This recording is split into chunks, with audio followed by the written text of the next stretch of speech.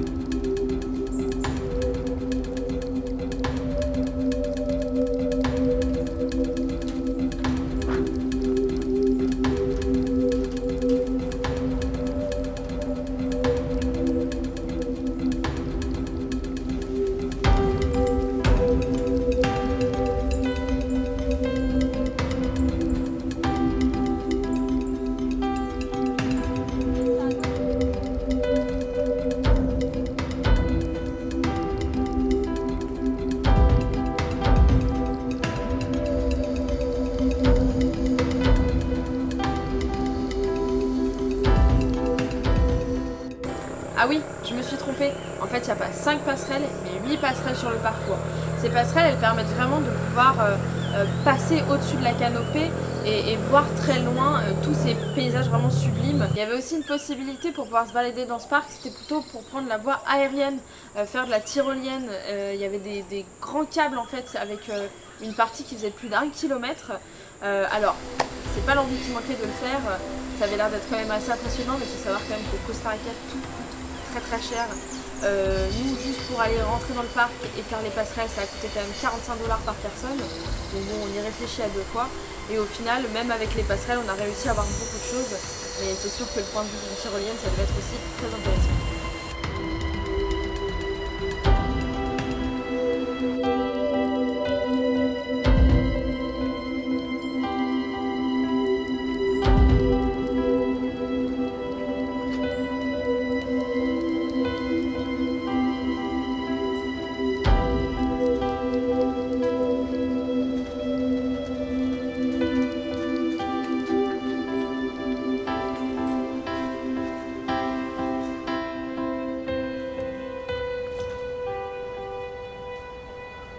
Alors on se retrouve aujourd'hui à Rio Celeste, particulièrement au volcan Tenario. Oui c'est ça, Tenario.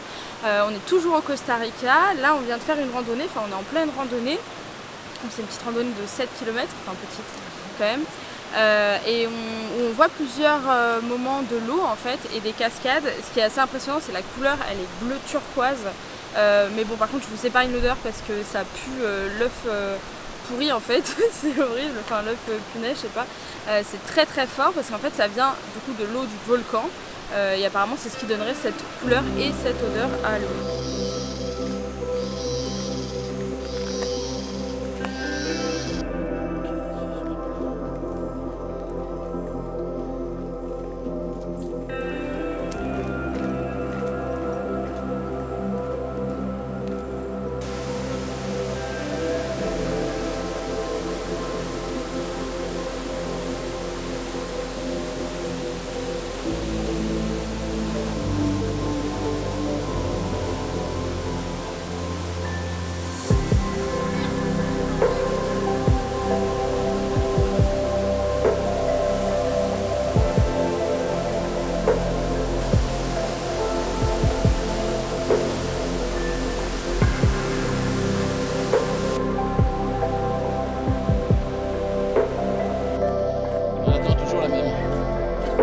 Oui, tu rigoles en plus.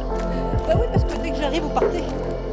Cette balade tout le long du Rio Céleste, elle nous a pris un peu plus de 3h30. Pourtant pour faire que seulement 5 km. Mais c'était quand même assez jalonné en fait. On montait, on redescendait pour atterrir sur la cascade, on remontait avec des marches qui étaient inégales quoi. C'est des escaliers de forêt quoi. Donc c'était un petit peu la galère. On a mis quand même 2 heures pour arriver à la fin du sentier, mais que 1 heure et quelques pour redescendre sur le point d'arrivée.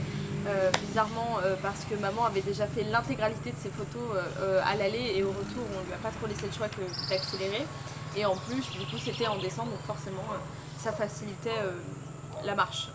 Alors après cette randonnée qui n'était pas si longue que ça mais qui était quand même éprouvante, on rentre à l'hôtel pour pouvoir manger un bout et on s'est dit qu'est-ce qu'on fait de cet après-midi pour profiter du lieu parce que Rio Céleste c'est quand même une rivière qui est magnifique de par sa couleur. Donc là on a eu l'idée, enfin surtout papa a eu l'idée d'aller faire de la bouée dans la rivière. C'est des grosses bouées, en fait on s'assoit comme dans un donut quoi et on descend la rivière, enfin du moins une partie de la rivière. Il y avait quelqu'un un jeune homme qui nous guidait dans les rapides et on a pu voir des super beaux paysages, de la verdure, mais aussi bien sûr il faut pas l'oublier, c'est la saison des pluies au Costa Rica et du coup en Amérique centrale.